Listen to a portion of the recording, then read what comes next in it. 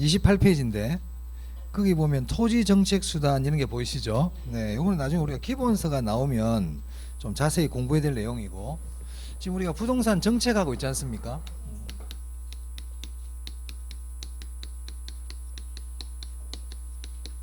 이 부동산 정책은 토지 정책이 있고요,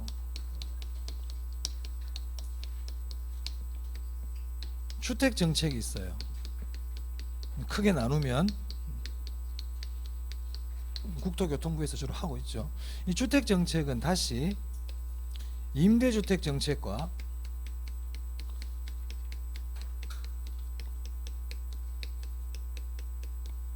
분양주택 정책이 있습니다.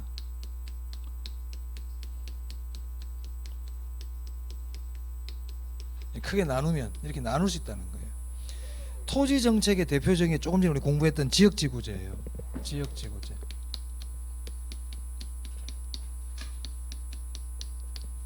그리고 어떤 게 있냐면 토지은행이라는 게 있어요. 토지 비축제도라 그러는데 뭐 토지은행이라고도 그러죠. 이거 말고도 여러 가지 토지 정책들이 많이 있습니다.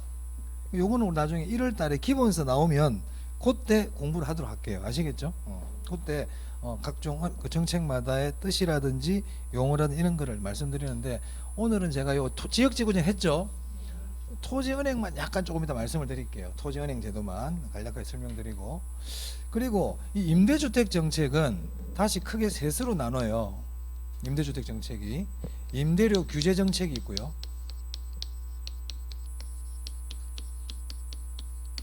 임대료 보조 정책이 있고,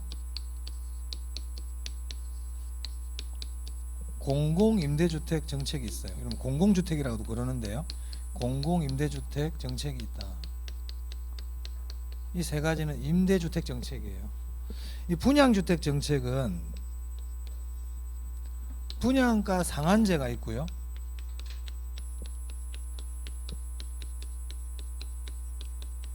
분양가 상한제와 비교되는 제도가 분양가 자율화예요.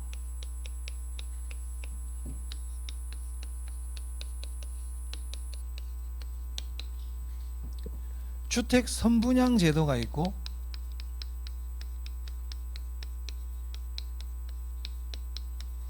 주택 후분양 제도가 있어요.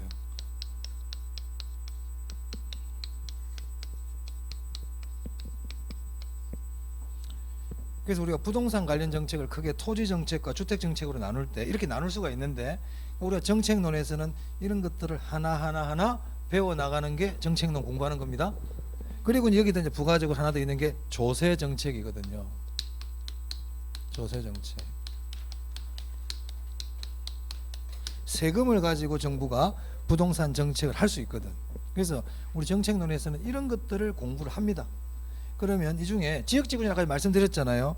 토지의 용도를 정해주는 거다, 어울리지 않는 토지용을 규제해서 토지용의 효율성을 높이는 거다, 부의외부 효과를 제거 감소시키는 거다, 이렇게 말씀드렸잖아요. 그럼 토지은행에 대해서 좀 말씀을 드리겠습니다. 토지은행 시험에 저도 잘 나오기 때문에, 우리 교재 보니까 토지은행이 간략하게 나와 있더라고요. 거기 보충학습에 보니까 28페이지에 그 중간에 보충학습 해가지고 토지은행이라고 나와 있죠. 네. 물론 나중에 기본서 나오면 좀 자세하게 나올 겁니다. 지금 간략하게 그냥 설명드리겠습니다. 토지은행 또는 토지 비축제도,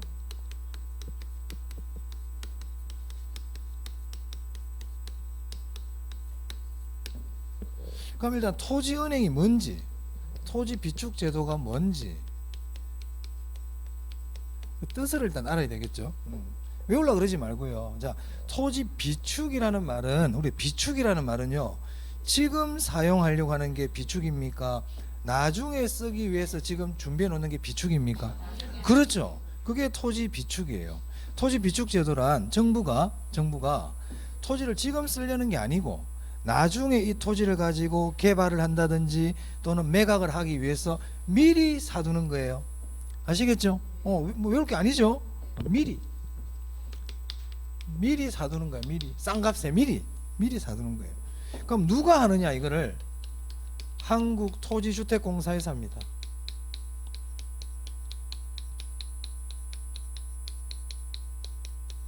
어디 산다고요?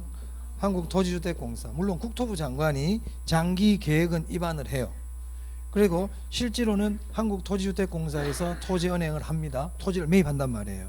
자, 이때 매입할 때 자, 여러분들이 만약에 가계부를 쓰잖아요. 그럼 이 가계부에는 우리 집에서 들어오고 나간 돈을 쭉 적어 나가. 그런데 친구가 나한테 돈을 맡긴 게 있어. 친구야, 내가 미국에 한 3년 갔다 올 텐데 이 돈 네가 좀 불려줘. 이렇게 하면 돈을 한 1억을 주고 간 거예요. 그럼 이거를 내가 쓰는 가계부에다 같이 써버리면 헷갈리죠. 그래서 얘를 별도로 이렇게 장부를 하나 만들어 가지고 거기에다가는 친구 돈이 들어오고 나가는 거를 기록을 하고 있단 말이야. 그럼 밑에 우리 집에서 쓰는 이거는 고유 계정이라 그러고, 친구의 돈을 갖다 적는 거는 별도 계정이라고 우리가 얘기할 수가 있거든요. 계정이라는 건 뭐 제목, 뭐 그렇게 생각하시면 돼요. 과목. 한국토지주택공사가 토지은행을 운영할 때 한국토지주택공사의 자체 수입과 지출이 있겠죠. 그죠? 그런 건 고유 계정이라 그래요. 그런데 이 토지은행은, 토지비축제도는 한국토지주택공사에서 별도 계정으로 운영해요. 근데 이 별도 계정 이름이 토지은행이야. 이 계정 이름이 토지은행이라고. 여러분들 가계부 적을 때 과일 10만원 이렇게 과일이라는 제목을 적듯이 계정을, 토지은행이라는 별도 계정을 가지고 한국토지주택공사에서 토지비축제도를 운영한다는 겁니다. 아시겠어요? 그럼 여기서 기억할 거, 토지은행, 토지비축제도는 한국토지주택공사에서 한다. 고유 계정으로 운영한다. 별도 계정으로 운영한다. 별도 계정으로 운영한다는 겁니다. 별도 계정으로. 됐나요? 그래서 정부는 이 토지를 미리 사놨다가 나중에 필요하면 이 토지를 가지고 개발을 한다든지 공급을 한단 말이에요. 아시겠죠? 그러면 이 토지은행에 장단점이 있거든요. 장점. 여러분 수용이라는 말 들어보셨어요? 수용이라는 거는 정부가 공영개발, 국가산업을 하기 위해서 토지가 필요하잖아요. 그럼 토지를 확보하는 방법들이 여러 가지가 있거든요. 토지를 확보하는 방법 중에 대표적인 게 수용이야. 수용은 토지 소유자의 의사를 중요시합니까? 중요시하지 않습니까? 중요시하지 않거든요. 이 사람이 팔겠다 이런 의사가 없어도 강제로 매입하는 거잖아요. 그게 수용이거든. 그런데 이 토지은행은 토지 소유자의 양도 의사를 중요시해요. 어떻게 표현하느냐? 토지 소유자의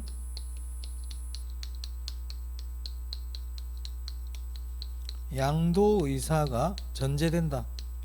강제로 매입할 수는 없다는 겁니다. 토지은행은. 그럼 토지 소유자의 양도 의사가 전제된다는 것은 사유권 침해가 크다는 겁니까? 작다는 겁니까? 작다. 그렇지. 사유권 침해가 작아요. 두 번째, 미리 구입을 해두기 때문에 계획적인 개발이 가능해요.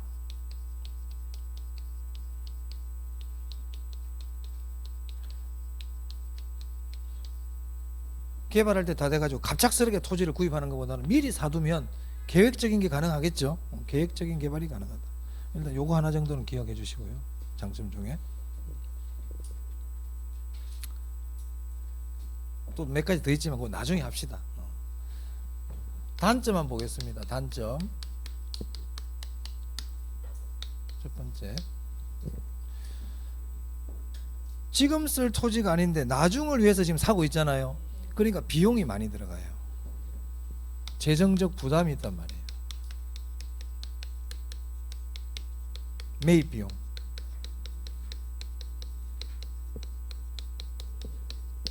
그 두 번째, 저 정부가 와가지고 어떤 저기 토지를 막 사고 있다는 얘기잖아요. 이제 미리 사두고 있다는 얘기잖아요. 그러면 그 옆에 있는 사람들이 어떤 생각하겠어요? 야, 여기 뭔가 좀 일이 생길 건가 본데? 맞아요. 그래서 주변 지역의 땅값이 올라가기 시작한단 말이에요. 그래서 주변 지역의 투기가 우려된다.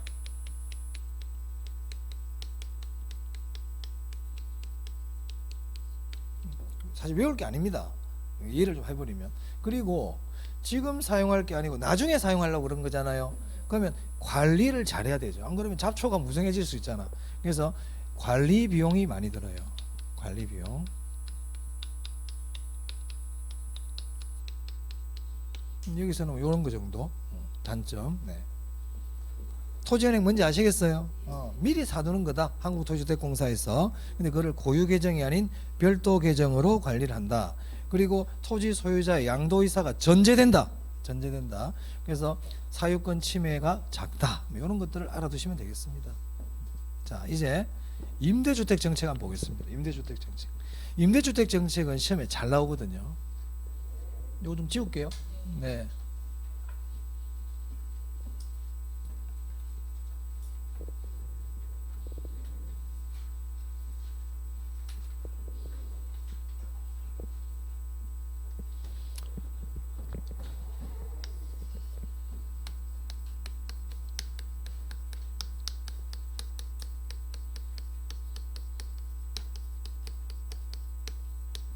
임대주택 정책. 자, 임대주택 정책은 제가 아까 세 가지가 있다고 그랬잖아요. 임대료 규제, 임대료 보조, 공공임대주택. 먼저 임대료 규제부터 해보겠습니다.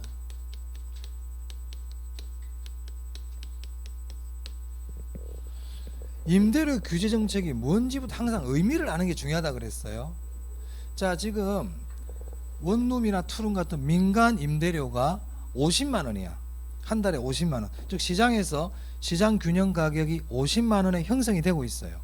그럼 균형 가격이 50만 원이라는 얘기는 임대인과 임차인이 아무런 불만 없이 50만 원의 합의를 보고 있다는 얘기거든요. 무슨 말 알겠어요? 임대인은 공급자입니까? 수요자입니까? 임대인. 공급자. 임차인은 수요자예요. 네. 근데 정부가 보니까 이 50만 원이라는 가격이 정부가 보기엔 너무 비싸게 보이는 거야. 무슨 말 알겠어요? 그래서 이 저소득자들에게는 이게 좀 너무 비싸 보이는데 이런 생각이 드는 거예요. 그래서 정부가 야 50만 원 너무 비싸. 앞으로는 임대료는 50만 원보다 아래에서 받아라. 이렇게 정해주는 거예요. 지금 하고 있는 임대주택 정책은 임차인을 보호하기 위한 정책일까요? 임대인을 보호하기 위한 정책. 임차인 보호가 목적이거든요.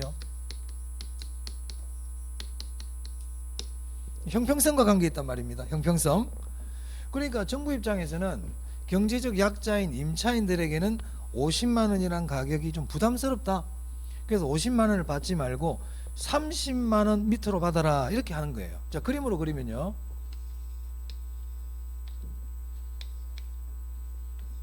자, 여기가 이제 임대료가 되겠죠. 임대료.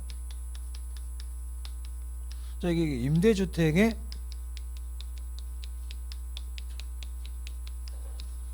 수요와 공급 곡선이에요. 자, 지금 50만 원이라는 균형 가격이 형성되고 있단 말이에요. 시장 원리에 의해서. 근데 정부가 이제 개입을 한단 말이에요. 개입을 저소득자 보호하기 위해서. 아시겠어요? 사회 목표 달성을 위하여 정부가 시장에 개입을 한다. 근데 50만 원이 너무 비싸단 말이야. 그래서 정부가 30만 원만 받아라. 이렇게 질문해 보겠습니다. 그러면 임대인들이 가장 많이 받을 수 있는 금액은 30만 원이죠. 맞아요? 그러면 이 임대료 규제는 정부가 임대인이 받을 수 있는 최저 가격을 정해준 겁니까? 최고 가격을 정해준 겁니까? 최고 가격을 정해줬죠. 자, 이처럼 정부가 최고 가격을 정해주는 것을 최고 가격제라 그래요. 그래서 임대료 규제는 최고 가격제입니다.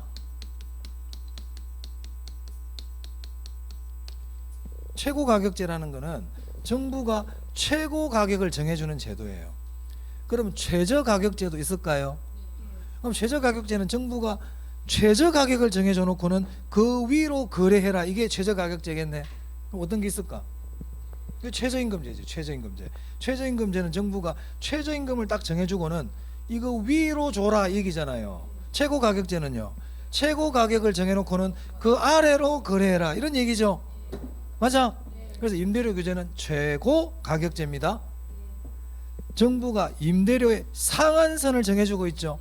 아무리 많이 받아도 30만 원보다 더 위로는 못 받잖아요. 그래서 최고 임대료 규제를 임대료 상한제라고도 그래요.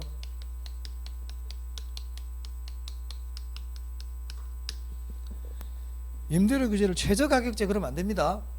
정부가 최고 가격을 정해주는 거예요. 그럼 앞으로 임대인들은 얼마 받겠어요?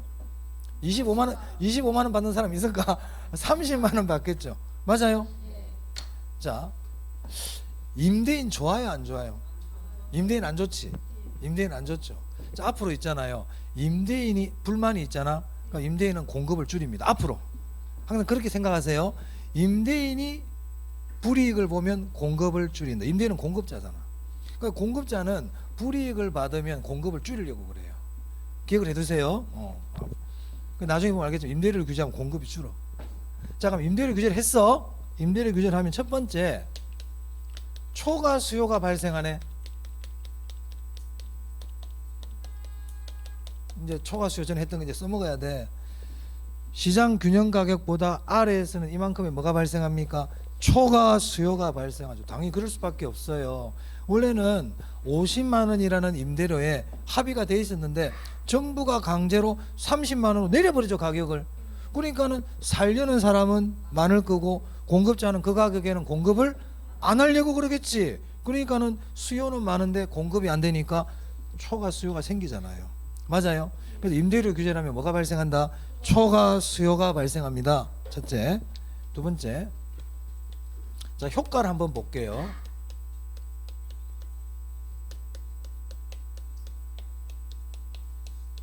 단기와 장기로 한번 보겠습니다. 자, 단기에 임차인들에게는 혜택이 있습니까? 임차인들에게 없어요. 임차인 혜택이 없으면 이런 거 하면 안 되지. 임차인의 혜택이 그렇죠. 일단 단기에는 혜택이 있죠. 혜택이 있잖아요. 왜? 어저께까지는 50만 원 잘 내다가 갑자기 오늘 아침에 임대인이 초인종을 띵동띵동 누르더니 이번 달부터 30만 원만 내 이러고 갔다는 얘기잖아요. 기분 좋죠? 그럼 단기에는 좋아요. 혜택이 있어요. 단기에는 임차인 혜택이 있다.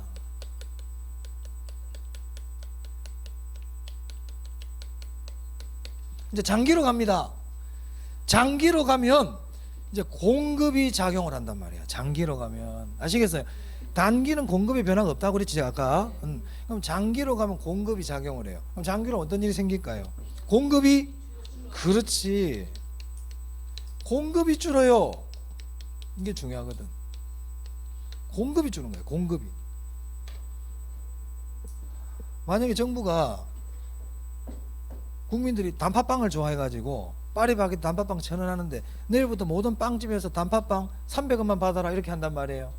그럼 지금은 좋지. 근데 시간이 흘러가지고 장기로 가니까 빵집에 빵이 있다 없다? 빵이 없어요. 빵이 없는데 300원이 뭐하고 200원이 뭐하노? 아무 의미가 없잖아요. 그래서 장기로 가면 공급이 줍니다. 그래서 장기로 가면 임차인들이 그때부터는 힘들어진다.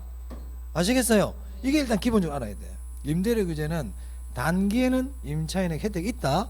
하지만 장기로 가면 공급이 감소하면서 오히려 이제 임차인들에게 불편함이 있단 말이에요. 저소득층들이 오히려 주택난을 겪게 돼요. 그래서 공급이 줄고, 기억해야 됩니다. 그로 인해서 어떤 일들이 생기느냐, 추가적으로 임대인 입장에서는 임대주택에 투자를 할까요, 안 할까요? 안 하죠. 안 하지. 제값을 못 받는데.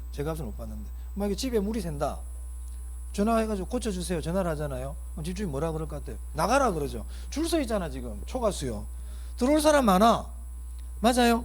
투자를 안 합니다. 임대주택에 투자를 기피해요. 그러면 임대주택의 질이 어떻게 될까요? 떨어지죠. 주택의 질이 떨어진다.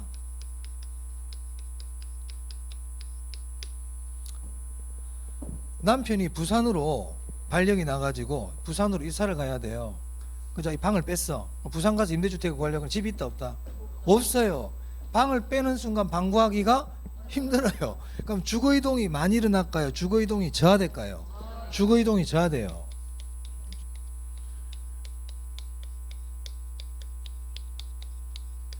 주거이동이 저하된다니까. 그런데 꼭 가야 돼. 나 남편하고 같이 있어야 돼. 그럼 부산을 꼭 가야 되거든. 그러면 집을 구하려면 어떻게 해야 될까? 웃돈을 줘야 되거든. 웃돈을. 맞아요? 30만 원 줘가지고는 집이 없어. 그럼 이제 집주인한테 가가지고 50만 원 주면 방 있을까? 없지. 자, 예를 들어 나오나 뭐 나오나 뭐 BTS 공연을 해. BTS 표 가격이 30만 원이야. 30만 원. 근데 표가 없어. 그럼 뭐 사야 돼? 암표 30만 원에 삽니까? 시장 가격에 사는 게 암표가 아니지.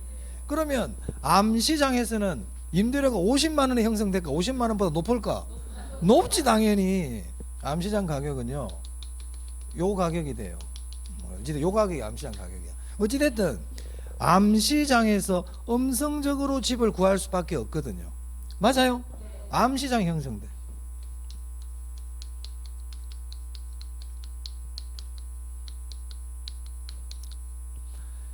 암시장이 형성된다는 얘기는 이 임대주택 시장에서 정부가 규제한 가격 30만 원 존재하고 암시장 가격이 존재한다는 얘기거든요. 가격이 두 개가 존재하는 거예요. 이중 가격이라고 그래요. 이중 가격. 자, 그래서 임대료 규제에서 이제 우리가 뭘 알아야 됩니까? 다 했거든요. 기본적인 내용은 임대료 규제는 정부가 시장 균형 임대료보다 낮은 가격에서 규제하는 거다. 초과 수요가 발생하고 단기에는 임차인에게 혜택이 있지만 장기로 가면 공급이 줄면서 이러한 여러 가지 부작용이 생긴다. 그래서 임대료 규제는 오래 가면 안 돼. 짧게 시행을 해야지. 그게 길게 가버리면 오히려 임차인들의 주택난이 더 어려워지죠. 주택난이 심화된단 말이에요. 됐어요? 마지막 하나만 더. 자, 임대료 규제는 시장 가격보다 시장 균형 임대료보다 아래에서 규제하는 겁니다. 자, 근데 만약에 정부가요 위에서 규제를 했다 해볼게. 70만 원으로 임대료 규제를 70만 원으로 했어요. 70만 원. 그럼 1번 초과 공급이 발생한다. 맞을까 틀릴까? 자, 그럼 만약에 정부가요 70만 원에 딱 규제를 하면서 앞으로 임대료를 70만 원 밑으로 받아라 이렇게 했단 말이에요. 그럼 시장에서 어떤 일이 생길까요? 근데 50만 원에 계속 거래해요. 얼마 거래한다고? 계속 50만 원에 거래합니다. 아까 그랬잖아. 이 50만 원이라는 건 수요자와 공급자 아무 불만이 없어. 공급자도 50만 원 받아야 남는 것도 없고 뭐 딱 맞단 말이야. 자, 우리 애가 집에 9시에 들어오는 걸 아주 좋아해. 집에 9시에 들어오는 걸 굉장히 원해. 아시겠어요? 그럼 내가 야, 너 귀가 시간이 늦어. 그래서 내가 8시까지 들어와 이렇게 했단 말이야. 그게 규제죠. 그게 규제잖아. 근데 내가 만약에 내일부터 10시까지 들어와 이랬어. 그럼 우리 딸 몇 시에 들어올까? 그래, 9시에 들어온다. 계속. 왜? 9시에 들어오는 걸 원한다. 50만 원 받는 걸 원한다. 근데 정부가 만약에 70만 원 밑으로 받아라 그러면 어떻게 된다? 50만 원 받죠? 그 말은 시장에는 아무런 일도 생기지? 그렇지, 기억해야 돼. 규제를 시장 가격보다 위에서 하면 아무런 일도 안 생긴다. 아시겠어요? 초과 공급이 발생한다 이런 얘기하면 안 됩니다. 기억해야 된단 말이에요. 오케이? 그래서 임대료 규제는 시장 가격보다 아래에서 하는 거다. 위에서 하면 아무런 일도 안 생긴다. 네, 그거 기억해야 돼요. 자, 그 다음 임대료 보조입니다.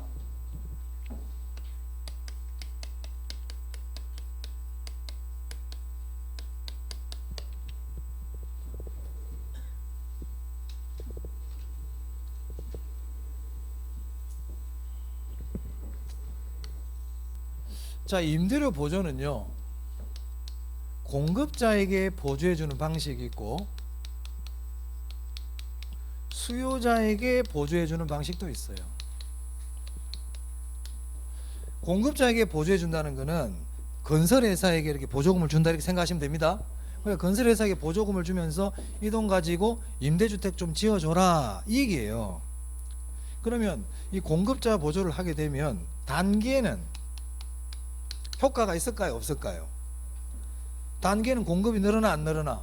안 늘어나지. 단기에는 효과 없어. 공급자에게 보조해주면 공급이 증가해야만 효과가 나타날 거 아니에요. 근데 단기에는 공급의 증가가 안 일어난다 그랬죠. 단기는 공급 변화가 없다니까. 단기에는 효과 없어요. 자, 이제 장기로 갑니다. 이제 장기로 가면 이제 임대주택의 공급이 어떻게 되겠어요? 증가하죠. 그러니까 공급이 증가하면 임대료가 어떻게 되겠어요? 떨어지겠죠. 맞습니까? 그러면 이제 임차인에게 혜택이 있다는 거예요.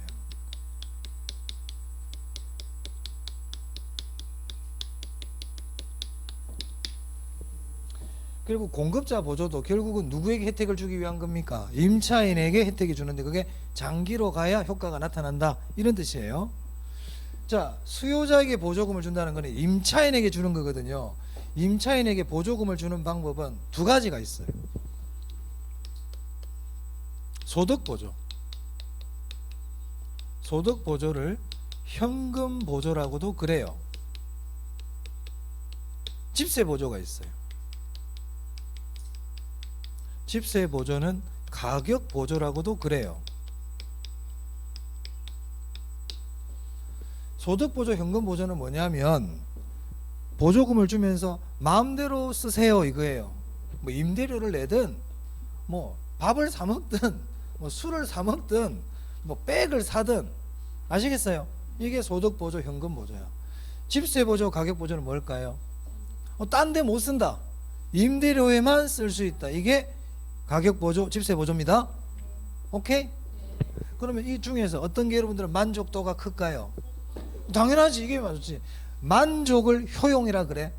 효용. 그럼 얘는 효용 면에서 우월해.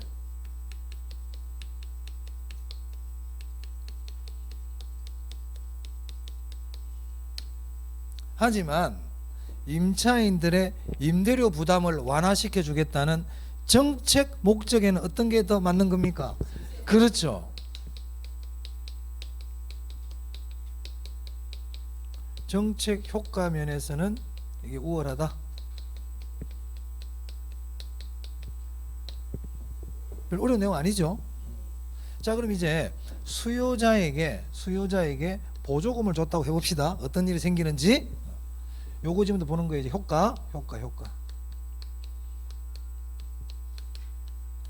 자, 이것도 단기와 장기로 나눠서 볼게요. 자, 수요자에게 보조금을 주면서 이 돈으로 임대료 내세요 하고 보조금을 줬다는 얘기예요. 맞아요? 그러면 임대주택의 수요가 어떻게 될 것 같아요? 자, 만약에 우리 어린이집 애들 보내잖아요. 정부가 어린이집에 애를 보내면 20만 원을 지원해 주겠다는 거야. 그럼 엄마들 어린이집 보내, 안 보내? 안 보내던 사람들도 막 깨워가지고 보내지. 맞아요. 왠지 손해보는 것 같아가지고 보낸단 말이에요. 그러면 어린이집의 수요가 어떻게 돼요? 어린이집의 수요가 증가하죠. 그러니까 뭐 집세보조든 소득보조든 이렇게 보조금을 주면서 임대료를 갖다 막 임대주택을 계약서를 적어오면 임대료를 내가 지원해 주겠다 그러면 사람들이 임대주택을 구하러 다닐 거 아니에요. 맞아요. 그래서 임대주택의 수요가 어떻게 된다? 증가합니다. 나왔다, 수요 증가. 제가 원웨이라 그랬다. 수요 증가 나오면, 자, 그럼 어떻게 됩니까? 임대료가 상승하죠. 맞아요. 자, 임대료가 오르면 기존의 임대인들은 초과 이윤 봅니까? 아까 했잖아. 내가 수요 증가 나오면 그대로 나간다고.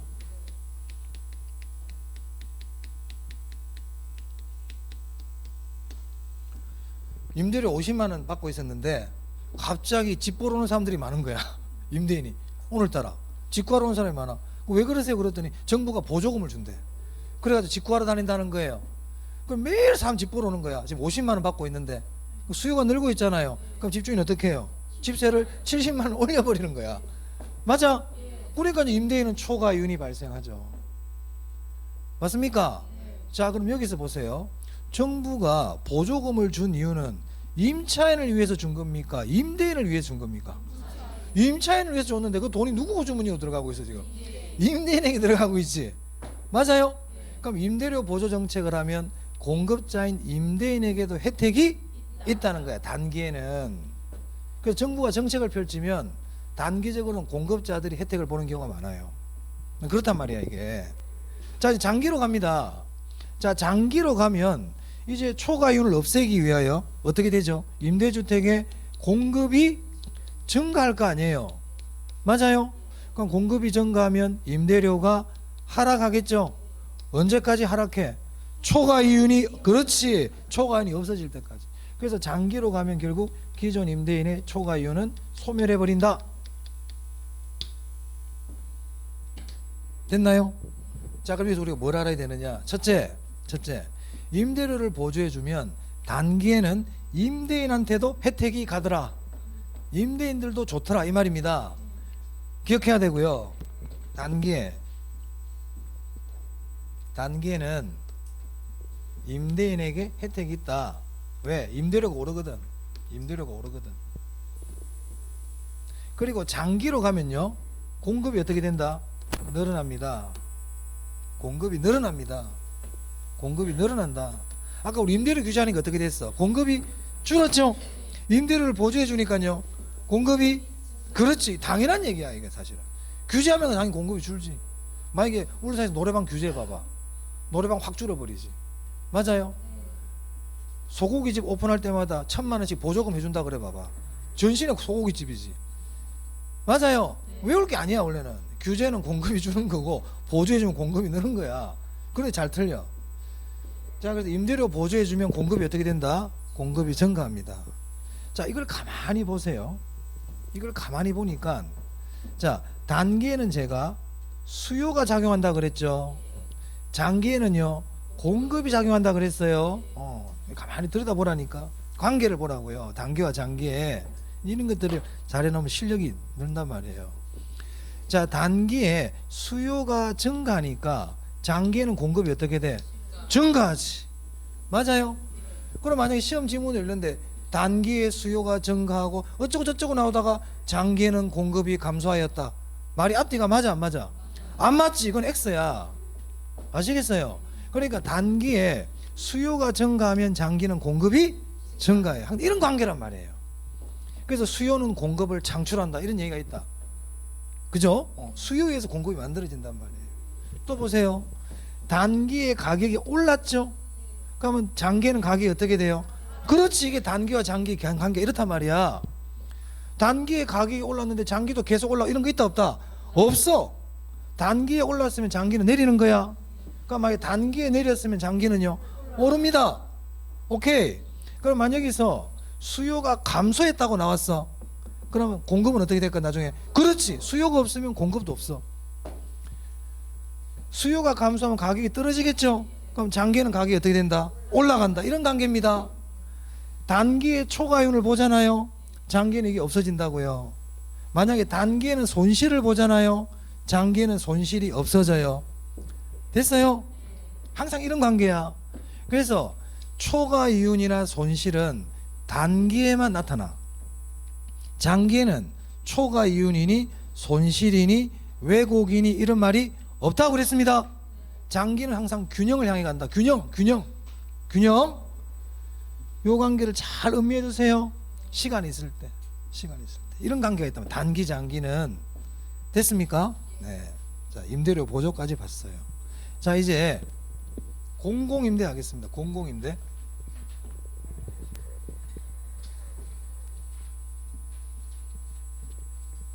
그래서 뭐 단기에 초과이윤을 얻는다, 단기에 공급이 증가했다, 이런 말 없어. 단기에 수요가 증가했는데 장기에는 공급이 감소했다, 이런 말 없어. 단기에 가격이 올랐는데 장기에도 올랐다, 이런 말 없다고요. 아시겠어요? 그런 걸 딱 기억해 두면 거짓말하는 걸 바로 찾아낼 수 있어요. 우리 개론에 답 찾을 때. 그렇지 않고 우리가 시험을 풀 때, 그 시험장애가 시험 풀 때요, 시간이 부족하거든요.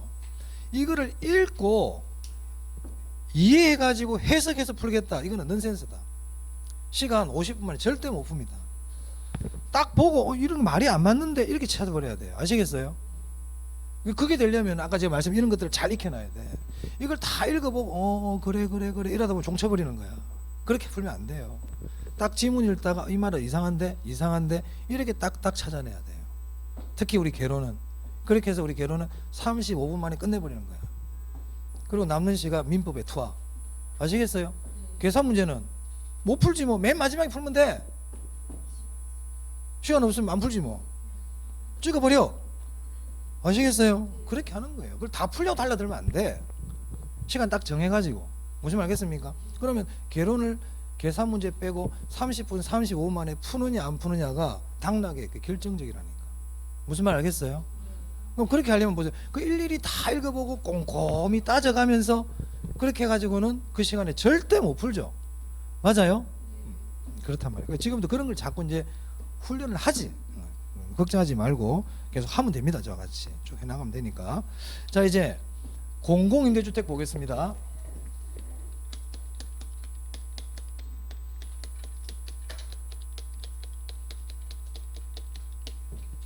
공공임대주택. 공공임대주택이라는 게 뭘까요? 정부가 임대주택을 지어주는 거죠. 맞아요? 정부가 직접 지어주는 거예요. 저소득층 임차인을 위하여. 자, 이것도 제가 설명드리기 전에 한번 상황을 만들어 볼게요. 상황을. 자, 요쪽 지역이 지금 민간 임대주택이 있어요. 한 100채가 있어, 100채가. 그리고 지금 임대료가 50만 원 받고 있어요. 근데 정부가 보니까 이 저소득층을 위해서는 이 100채의 임대주택 가지고는 부족한 거야. 부족해. 그래서 임차인들을 위해서는 한 200채의 임대주택이 필요하다고 보는 거예요. 무슨 말 알겠어요? 이런 개념을 소요라 그래요. 뭐라 그런다고요? 소요, 소요.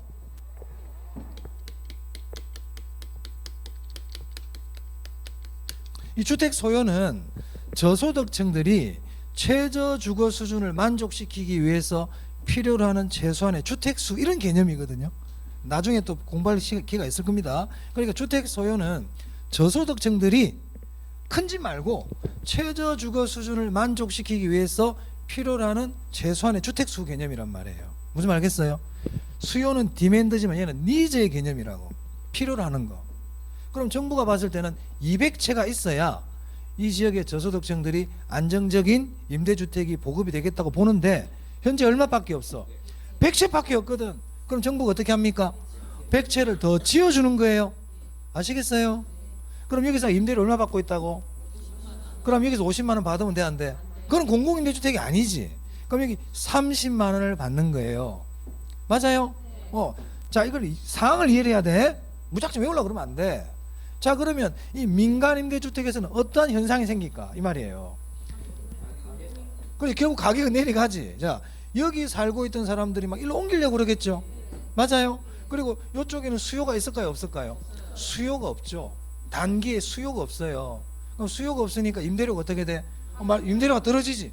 얼마까지 떨어질까? 한 30만 원까지 맞춰줍니다. 맞아요? 그러면 여기 있는 임대인들은 이익을 보고 있다, 손해를 보고 있다?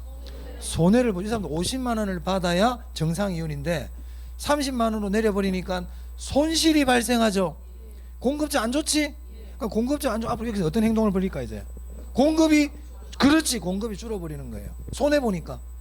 초과이윤 보면 공급이 느는 거고 손해 보면 공급이 줄어요. 그럼 여기서 100채 있던 집이 만약에 50채로 줄어버렸어. 무슨 말 알겠어요? 그러니까 50채로 줄어버리면 공급이 주니까 다시 임대료가 어떻게 돼? 다시 올라가 버립니다. 여기는 민간임대주택이 부족하니까. 그럼 여기 50채가 줄어버렸어요. 그럼 50채 있고 정부가 100채 지어줬으니까 150채죠. 그럼 정부는 이 지역에 임대주택이 몇 개가 필요하다고 봐? 200채. 근데 50채가 줄어버렸지? 그럼 어떻게? 50채 더 지어줍니다. 아시겠어요? 이 개념이야? 이게 공공임대주택이라고. 자, 그럼 보세요. 단기에는 공급의 변화가 없죠? 단기에는 여기서 50만 원 받던 임대료가 다시 30만 원 떨어져 버렸잖아요. 맞아?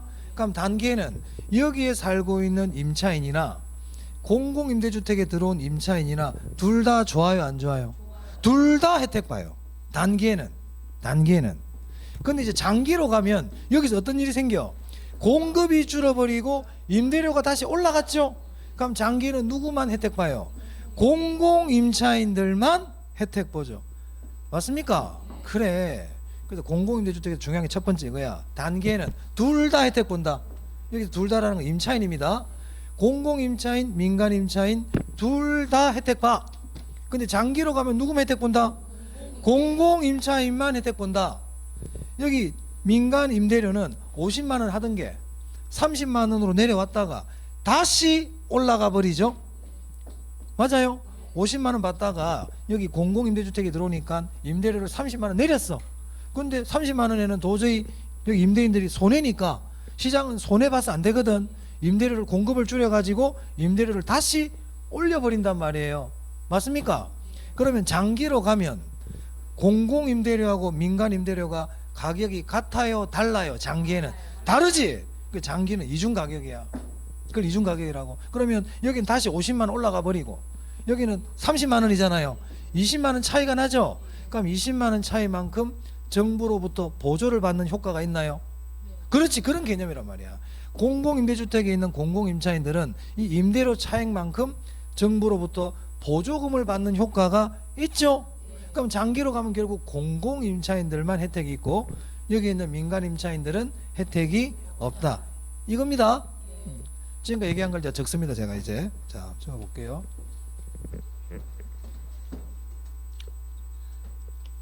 그림을 한 그려보지 뭐. 그림을. 그러니까 이걸 머릿속에 다 상황을 딱 이해를 해야 돼. 자 여기가 민간임대주택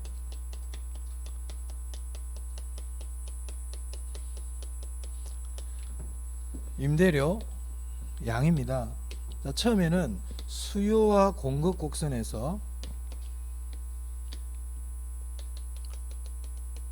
50만 원이라는 임대료에서 지금 균형을 이루고 있었단 말이에요. 그런데 이번에 요 지역의 민간임대주택 가지고는 부족하다 그래가지고 정부가 옆에 공공임대주택을 새로 지어준 거예요.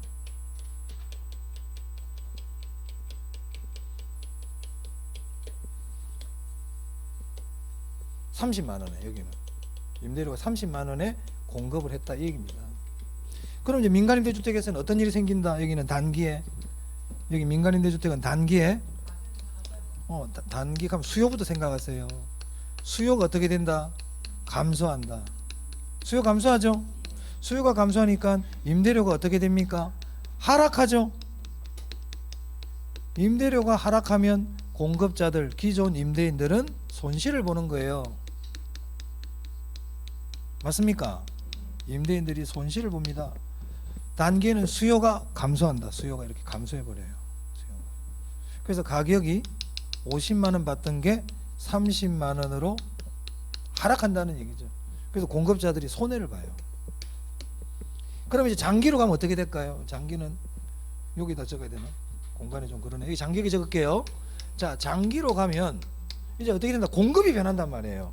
그래서 장기에는 공급이 감소를 해요. 공급이 감소한다는 것은 공급 곡선이 왼쪽으로 움직이는 거죠. 그래서 공급 곡선이 왼쪽으로 가가지고 종전 50만 원으로 다시 돌아가 버리는 거야. 다시 장기에는. 그래서 장기는 공급이 감소하여 임대료가 어떻게 됩니까? 다시 상승합니다. 그렇게 함으로써 기존 임대인들의 손실이 없어진다 이 말이에요. 이게 민간임대주택에서 일어나는 일이야. 그래 아까 보세요. 단기에 수요가 주니까 장기에는 공급이 줄지. 단기에 임대료가 하락하니까 장기에는 임대료 올라가지. 단기에 손실 보지만 장기로 가면 손실이 없어지지. 아까 말씀드렸잖아요. 그런 관계들이란 말이에요. 민간임대주택 이해됩니까? 그래서 민간임대주택은 처음에는 임대료가 내려갔지만 나중에는 올라간다. 이런 개념이고. 자 그러면 공급이 줄었잖아요. 민간임대주택 공급이 줄었죠. 그럼 정부는 애초에 여기에 만들어 주려는 주택보다 줄어버렸잖아. 그럼 여기서 다시 공급을 다시 늘려주는 거예요. 됐습니까? 자 그래서 정리하면 이렇습니다. 결론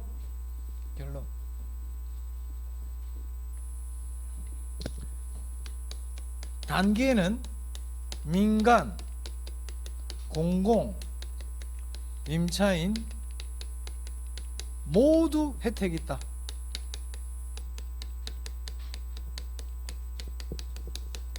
단기에는. 하지만 장기로 가면 공공 임차인만 혜택이 있다.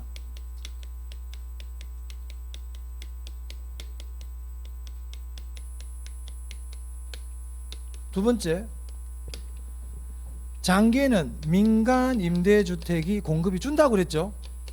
맞아요?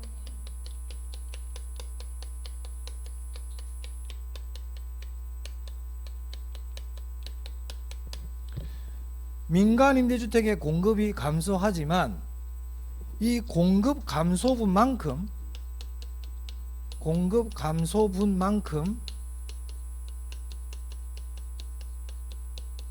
공공임대주택을 더 지어준다 그랬잖아요. 맞아요? 공공임대주택의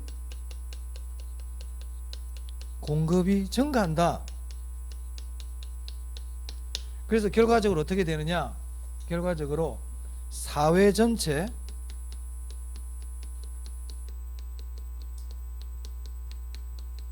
임대주택량은 변하지 않는다는 겁니다. 불변이다. 일정하다. 이런 뜻입니다. 이해됩니까? 이런 개념입니다. 공공임대주택 다 했어요. 그래서 임대주택 정책 3개 했습니다. 임대료 규제, 임대료 보조, 공공임대주택. 자, 임대료 규제, 시장 가격보다 아래에서 최고 가격을 정하는 거다. 그래서 초과 수요가 발생한다. 아래에서 규제하니까. 단기에는 임차인들에게 혜택이 있지만 장기로 가면 공급이 감소하고 주택의 질이 떨어지고 주거이동이 저하되고 암시장이 형성돼서 임차인들의 주택난이 더 심화된다. 그죠? 시장 균형 임대료보다 높은 가격에서 규제를 하면 시장에는 아무런 일도 생기지 않는다. 이렇게 얘기했습니다. 자, 임대료 보조. 임대료를 보조해주면 단기에는 임대인들에게도 혜택이 있다 그랬죠. 장기로 가면 임대주택의 양이 늘어납니다. 여기 봐봐. 임대료를 보조해주면 장기에 임대주택의 양이 늘어나죠. 맞아요? 높아지면서 말씀드리는데요, 무조건 늘어나요. 무조건이라는 게 뭐냐면 속이거든. 어떻게 속이냐면 임대료를 보조해주면 임대주택이 비용 증가 산업인 경우 임대주택의 양은 늘어나지 않을 수도 있다. 이렇게 얘기한단 말이야. 맞아 틀려? 무조건 늘어난다고요. 무조건 늘어납니다. 비용 증가든 뭐든 관계없이. 아시겠어요? 무조건 늘어난다. 그래서 임대료 보조 정책을 해주면 공급은 무조건 늘어납니다. 비용 증가 산업이면 적게 늘어날 뿐이야. 아까 얘기했지? 적게 늘어날 뿐이에요. 늘어난다고. 무조건 늘어납니다. 그 다음에 이제 공공임대 이런 내용들 아시면 되겠습니다. 자, 그래서 임대주택 정책까지 봤어요. 자, 조금 쉬었다가 조세 정책 하겠습니다. 조세 정책.